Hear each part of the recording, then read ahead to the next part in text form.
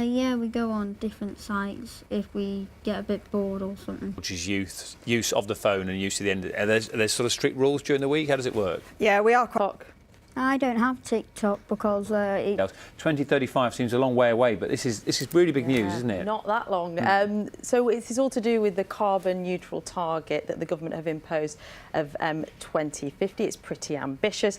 Now, we knew that there was going to be a ban on the sale of petrol and diesel cars from 2040, but as you say, it's been brought forward now by 5 years to 2035. Now, that's partly because critics had said there was too much of a risk that heavily pollutant cars would still be on the road by 2050 under the old target. But we previously thought the ban was just for diesel and petrol cars, but we now know it's going to include hybrid cars as well, so cars that are fuelled by a combination of petrol and electricity. It sounds really ambitious. Yes. We've been talking about it throughout the programme this morning. Is it realistic? Well, the AA are questioning the feasibility of it. They say it's overly ambitious. They're asking, will there be enough electrical vehicles made by that point? Will there be enough electric batteries? Will there be enough charging points for these cars?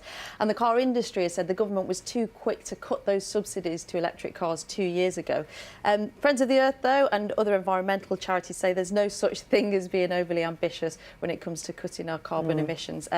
We can expect carbon neutrality to almost dominate the political discourse alongside Brexit over the course of this year, because UN leaders will be meeting in Glasgow in November and the whole world will be revising their carbon targets. So the Prime Minister very much wants Britain to be leading from the front. And Steve Berry, the journalist, was in here a few moments ago talking about the fact that the system is in place at the moment, which makes it hard to make that change in terms of getting tax from petrol and diesel cars is very easy, but it involves a governmental and a sort of industry change. And he says that's something that's quite possible. It's infrastructure that needs to be invested in. Yeah, exactly. We've had loads of emails from viewers saying, you know, they see an electric car at a charging point and there's a queue of 4 behind them. So it's not just about making that change to electric car, it's about everything being in place, and that's a real challenge.